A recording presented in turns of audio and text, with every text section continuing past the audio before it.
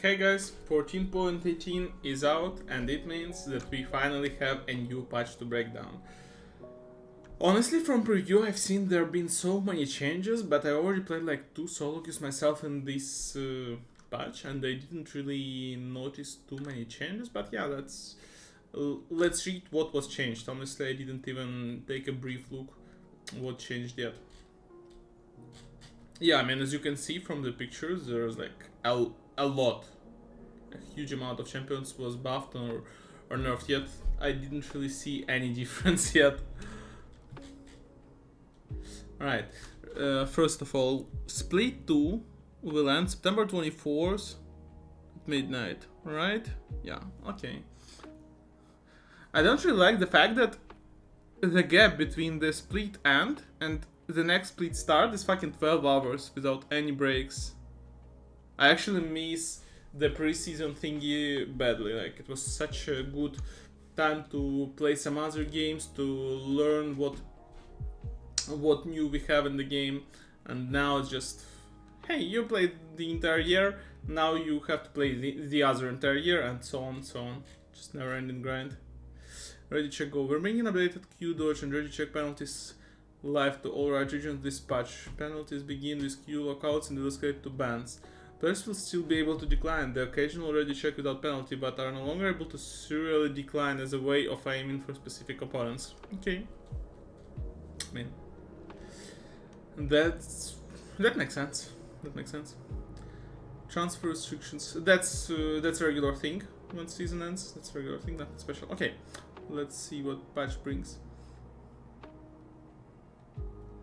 Flat damage is increased if you max E, but it doesn't really matter because E is the last spell you max. The scaling is nice though. The scaling, like 15%, is something that you will definitely feel in the game. I'm not really sure what's the idea of buffing Ahri because I feel like Ahri is kinda strong. I wouldn't say Ahri is any weak or something, so I don't really like it. I don't really like it at all. Aurora. Our jump distance and wall for forgiveness decreased, duration decreased. Aurora landed as a popular champion and is performing quite well in higher skill level play. Since we're at World's patch and don't want to risk her hopping all over the competition, we're significantly reducing her ability to pick off and coral enemy champions. Yeah, that's good nerf. That's actually a very good nerf. I love it.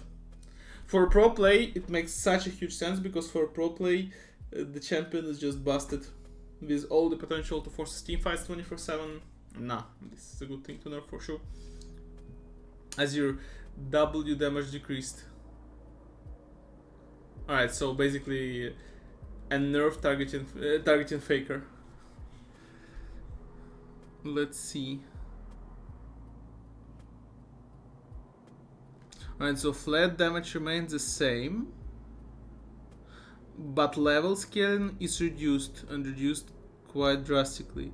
Oh, they also... That's the most important part. They also changed the scaling, so the scaling now is based on level. Holy shit, that's a very interesting way to nerf. I'm not sure if I've ever seen something like that from Riot Games. Let's see.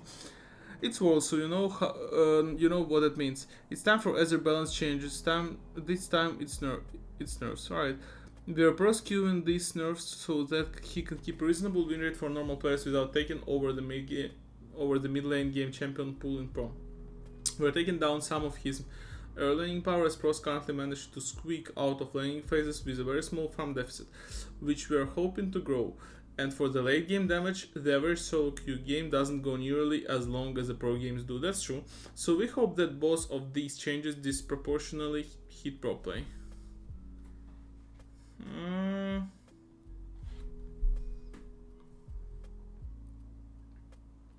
I mean, as far as I remember, you've been normally maxing Q with a 0 and W with second spell to max.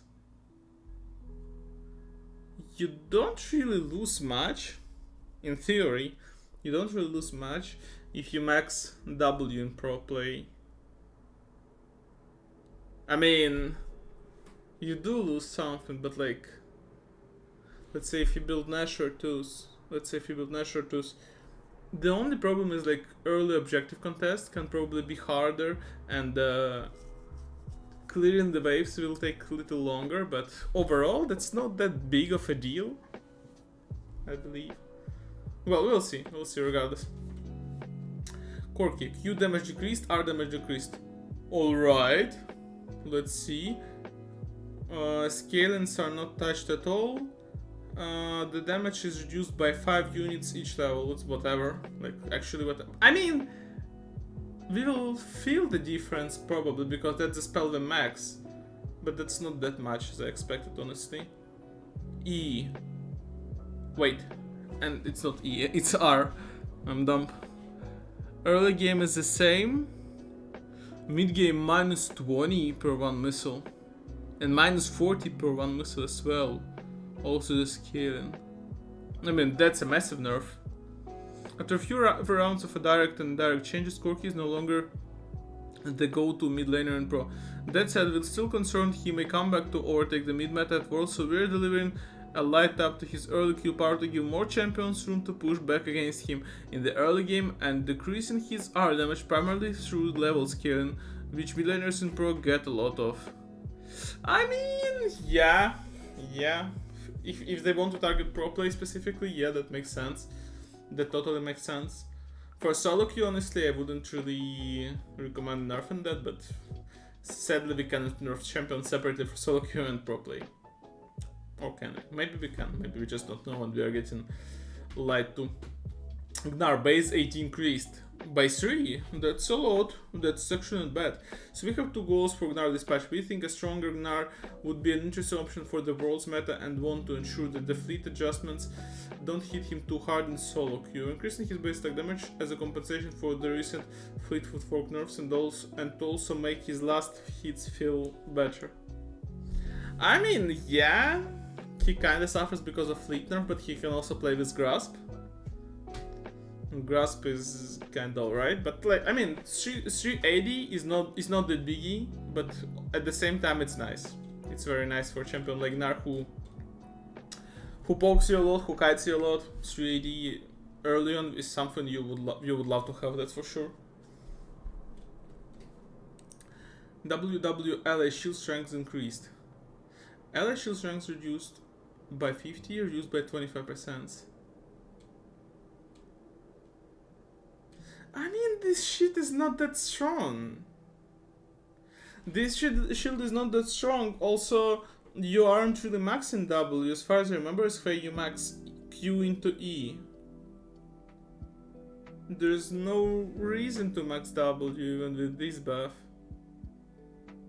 Nah, I think it's dog shit. I don't think it's any serious, like, whatever. Ivern, I believe he got nerfed, right? Yeah, minus 10 shield minus 10 shield strength every level, and the slow is reduced by 5%. I mean, yeah, it makes sense. It makes sense. This champion is quite overtuned, but I wouldn't say he's completely broken. But yeah, he definitely needed a nerf. Jarvan, passive damage increase. What? No way. No, this is a bad buff. This champion, like, it was a really well balanced jungler. Like, there was no reason to nerf it or buff it at all. Like, seriously. And this is a very strong buff, plus 1% damage on such an autopilot spell. Like, you don't really need to time your passive. You can just use it by auto attacking the high. I don't know. Like, I wouldn't nerf it. I seriously think it's a very strong buff to this champion, to be honest. Jax. Alright, there are so many changes actually. Base armor granted is buffed by 10 each level. That's solid. That's actually very solid. Okay. Base magic resist granted increased by 6. Yeah, by 6 each level. Not bad as well. On hit magic damage is increased as well. Plus 10, plus 10, plus 10. Okay. Armor per additional champion hit 15, 20, 25. Everything is just buffed.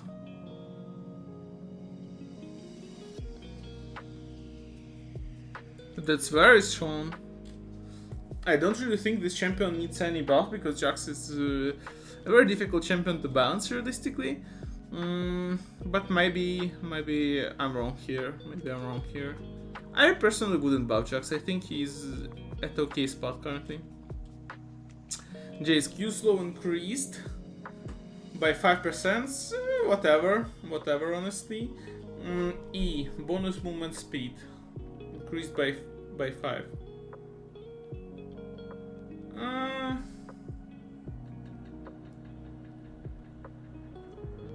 I mean, that's rather above than a nerf, no? That's rather above than a nerf. Because E can speed up your entire team. With Q you will hit what, like 1 target, maybe 2 targets most of the times? I would say that's rather above. Jinx, attack speed growth increased. There's no need to buff Jinx. She was quite strong with Lethality build last patch. I don't think there was a need. Leona, base armor decreased. -4. As someone who has Leona most played in this season, I think that's a good nerf. She has to be slightly squishier early on. I mean, slightly squishier without relying on her W. And her engage level 2, level 1 when she engages in the minion wave with her E should be more punishable. It should be there should be a better window to punish her, because when she has 47 armor, you don't really hit her. She doesn't really feel any damage you do early on. Lydia. Passive is reduced to 65 at all levels. That's a strong nerf. That's actually a strong nerf. Our sleep duration decreased to 2 seconds. I mean, ulti duration is kind of whatever. I feel like that's a spell you will miss the least. Passive is a notable nerf. I mean, no shit, she's one of the strongest junglers in the game for pro play, so yeah. And that's a good way to nerf her. Lissandra. Q damage decreased. I mean, the scaling is decreased, but flat damage remains the same. That makes sense. Because her Q scaling is quite solid, I would say, but at the same time it's not that easy to hit her Q because the range is terrible. But at the same time, I wouldn't really want them to nerf her flat damage because she needs it badly to somehow manipulate the waves. Otherwise you just don't have any decent tool to push, because W has long cooldown, with E you don't really want to push, and that's it. Lulu. Passive damage on picks increased, 337 based on level, 5% CP scale, AP scale is not touched, 5 to 39, plus 2 damage on picks. Honestly, whatever. We want to give enchanters a bit of fighting chance at bringing some more ADCs into the world's meta, and also give some players more options in the support role. Lulu has some room to gain a bit of extra power, so be reverting a nerf to her passive and giving her a little bit more oomph. Like 2 damage is whatever, and honestly Lulu is not an enchanter who cannot fight. I would say she is an enchanter who has the biggest room to fight on bot lane. She has literally the most damage out of all enchanters early on. So I don't really think that buff is necessary. Also, I don't think this buff will change like her win rate even by like 0.5% or something. Malphite, passive shield increased, plus 1%. I mean, as someone who plays Malphite when I'm filled on top lane, I wouldn't say he needs this buff at all. I genuinely think he doesn't need this buff at all. Like, if they wanted to buff him, the best way to buff him would be giving him some more HP regen early on. I would say HP regen would be something that would help him to survive difficult lanes early on. At least 1% of maximum HP is something that buffs his durability after the laning phase, but during the laning phase it's kind of whatever. It's like 1% HP when you only have like 1k HP, maybe 1.5k HP. Wow. So this 1% will be like basically 15 HP difference in some cases, so what's the point? HP regen would be something that you would notice, definitely, but this is whatever. Maokai. My favorite tree is basically getting murdered. Q damage. Q damage, Q damage, Q damage, Q damage, minus 20, and this is a spell you max. That's terrible. That's actually terrible because I wouldn't say Maokai is strong now. Like seriously, I would somehow try to nerf him, specifically in jungle, by nerfing his damage. Let's say with Q to jungle monsters, let it be. But I don't really want Maokai being nerfed as a champion in general. Like I think Maokai on bot lane is totally alright. It's not broken, it's not weak, just alright. On top lane, it's slightly weak. I'd say it's probably bullshit. So why would you just nerf all his spells? What's the point? Subnervation in brushes 30 seconds to 30. Yeah, damage is reduced as well. I mean, whatever makes you happy, guys, but I wouldn't really nerf Maokai. Misfortune, minus 280. Whatever, honestly, whatever. This champion is still strong. 2 AD wouldn't make that much of a difference for Misfortune. For Gnar, it would, because the champion pokes a lot, the champion trades a lot. For Misfortune, 2 AD, given the fact that she can play both Lethality build and Crit build, and Crit build was more popular recently, so she can just switch to Lethality build and feel herself alright. Nasus, E damage decrease, that's a good nerf. That's a very good nerf. That's like one of the reasons why Nasus was super popular on higher MMR, because Nasus was just starting Doorring and perma spamming with his E, and it was kinda impossible to outtrade, so yeah. His E is pain in the ass to deal with. And the nerf looks nice. The nerf looks kinda nice.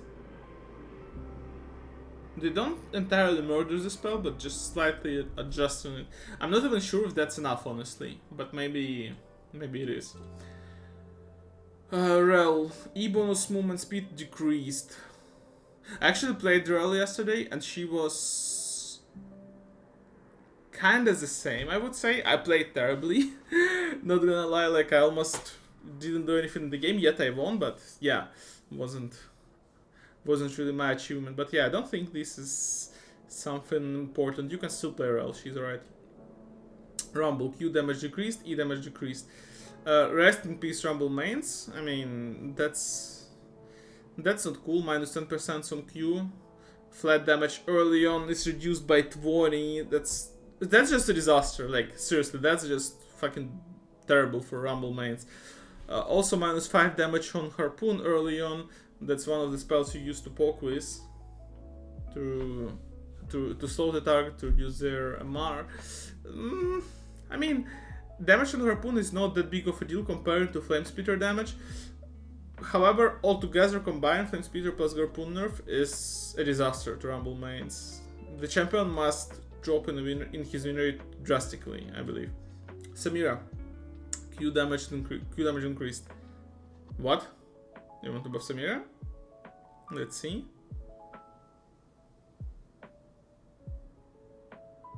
Alright, at least they don't buff your scales.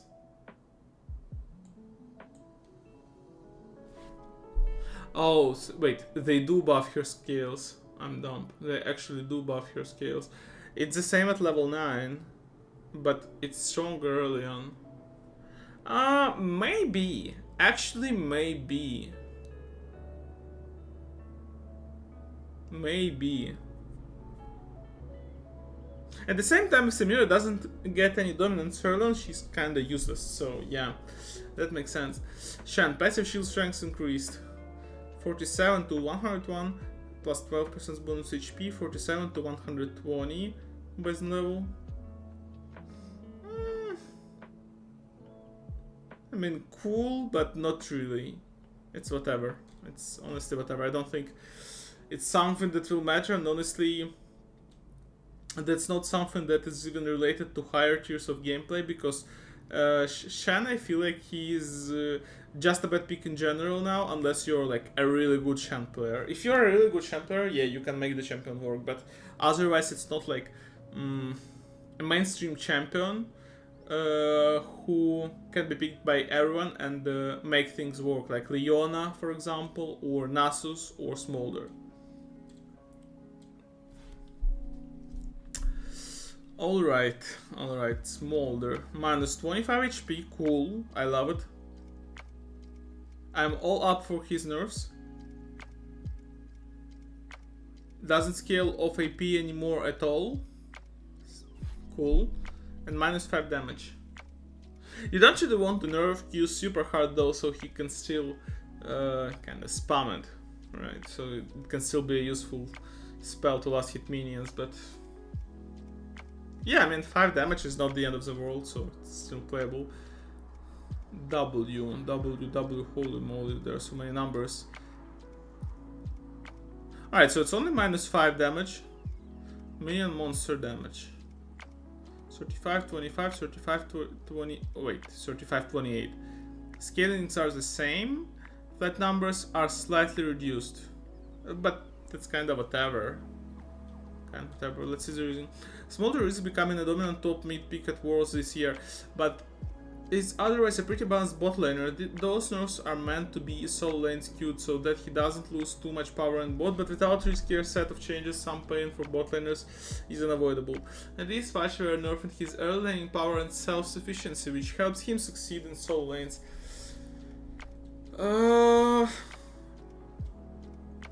Man, just nerf his HP regen so he doesn't have that much sustain. I believe the main core of the problem where he's so strong on solo lanes is because he was usually played with fleet footwork or grasp, and he was picking all the possible runes to sustain the laning phase. So it was like either fleet footwork or grasp, as I said, the one that heals you, like the new rune when you last hit minions, the life steal sometimes, like basically anything that can help you to outlast the opponent. So just nerf the core. Don't touch the HP, just reduce the HP regen. Q and E damage decreased. Who could guess this will happen? Who could guess this will happen? But honestly, this is not the end of the world. It's like minus 20% scales. It sucks, yeah, it sucks, but it's not the end of the world. Still playable. Still playable. Also minus 10% on E. Not cool for those who love playing poke wars, but still playable, honestly. Why? Minus 5 damage on minimum damage on Q. Maximum damage is minus 10. Scalings are not touched. It feels like the majority of the changes in this patch are targeted worlds, like the absolute majority. Almost nothing is about solo Q or like lower tiers. Viego, base AD plus 3, bonus damage to monsters 20 to 15.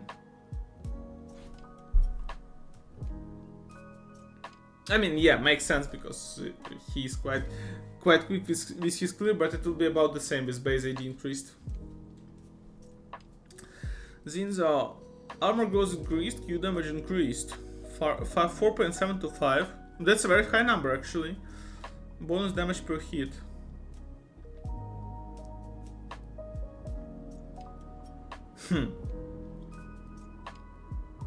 So scaling is not touched.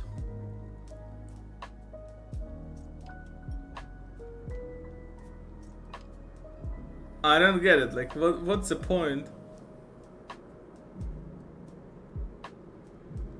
So he does more damage, like he does plus 4 basically, plus 4, plus 8, plus 9 level 4 of the spell.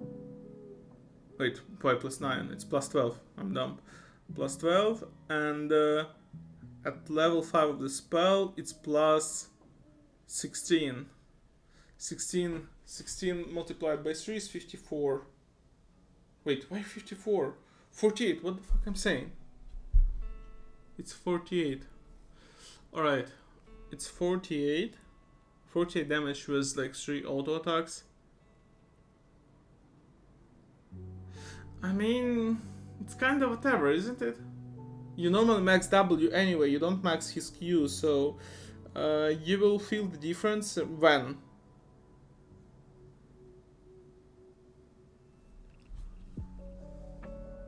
Basically around level 13. Not really. I don't think it will help him. I mean, Zinzao is not a bad jungler. Realistically, he doesn't really need a buff. But if they think he needs buff, probably they know better. But I don't really think he needs.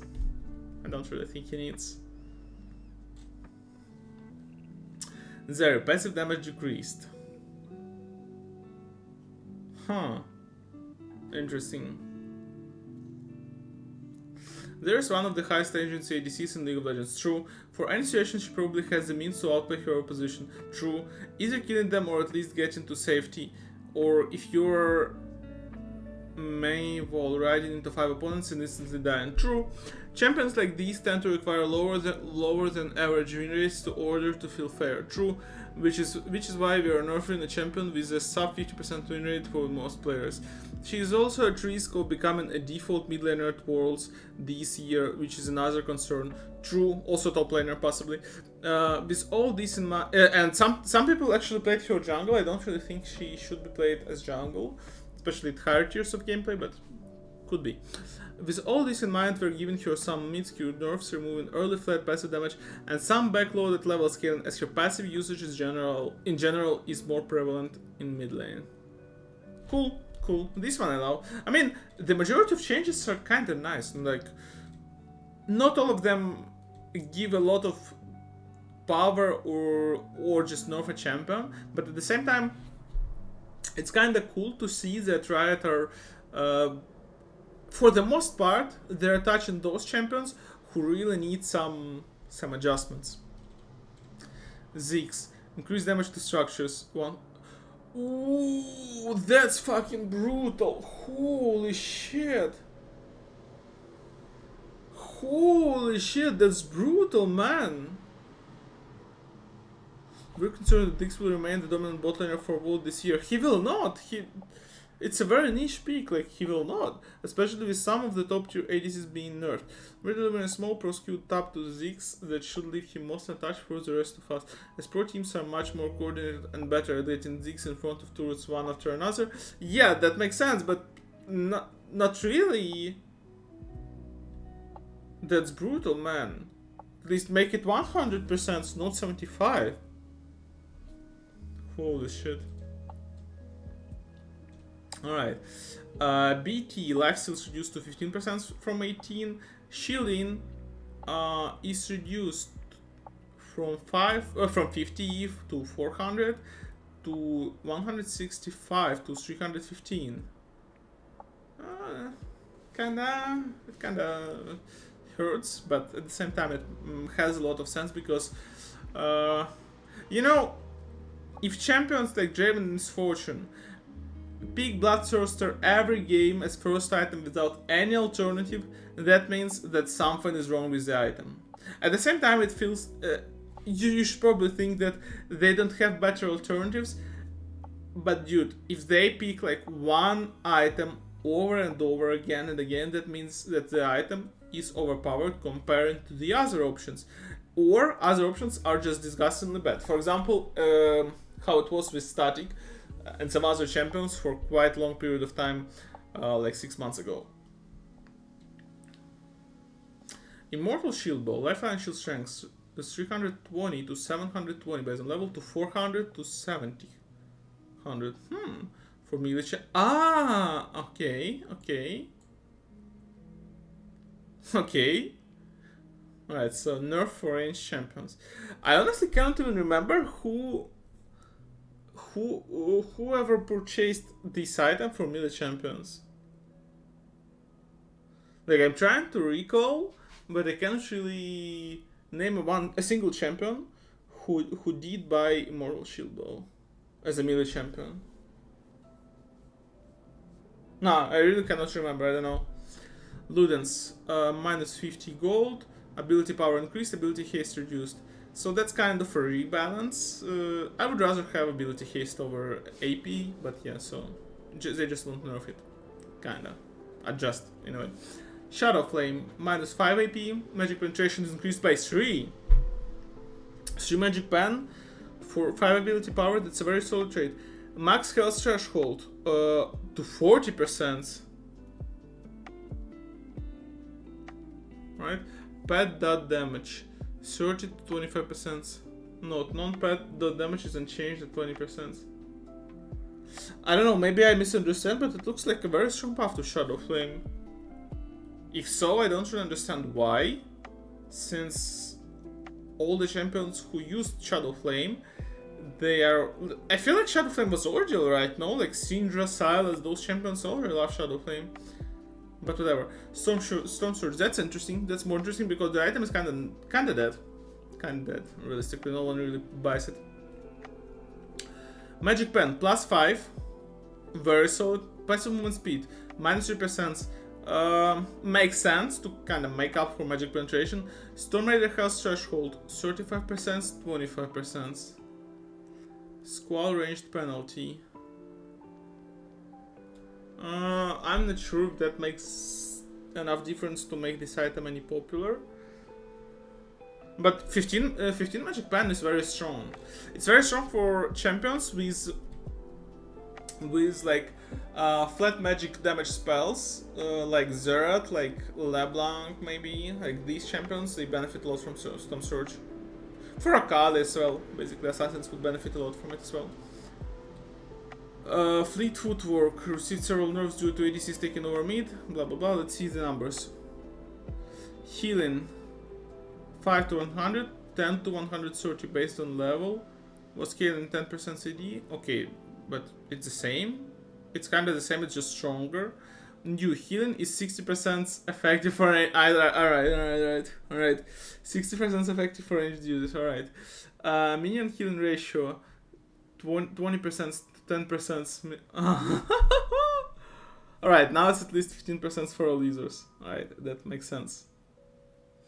Bonus movement speed 15% for 1 second melee to 20. I see. I mean, it's not completely dead, I would say. It's not completely dead, I would say. But probably those champions who have other alternatives from Fleet... Like, if they can play without Fleet Footwork, they probably should consider other options. For example, for Smolder, it can be Grasp of the Undying. For Caitlyn, it can be Dark Harvest. For Jean, it can be Dark Harvest. For middle champions, that's a paradise, basically. I can imagine this would be a very good rune choice for Tryndamere, for example. Turrets. After watching most of the professional post-season, we think lane swaps are too prevalent and low action, so we're making some changes to early game turret durability in order to increase the costs paid by the swapping team.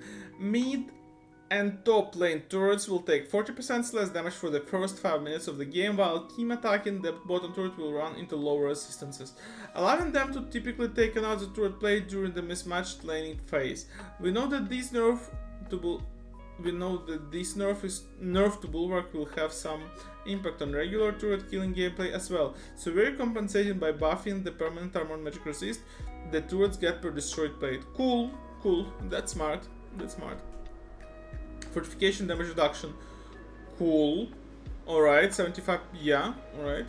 Turret plate and bulwark. Bonus armor and magic resistance per plate destroyed 40 to 50. Yikes. I mean, after 2 platings destroyed, you will probably not deal any damage at all. 20 seconds bonus armor and the marble plate destroyed, 45 per nearby enemy champion.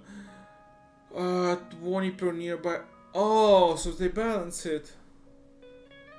So they kind of buff the durability, but they nerf durability at the same time. Yeah, makes total sense, as usual. Alright, I think that's all for the Summoner's Rift for regular ranked mode. Also, great skins. I love the No2 skin. It looks like Moffat skin though, but yeah. Alright guys, hope you enjoyed the patch rundown by me.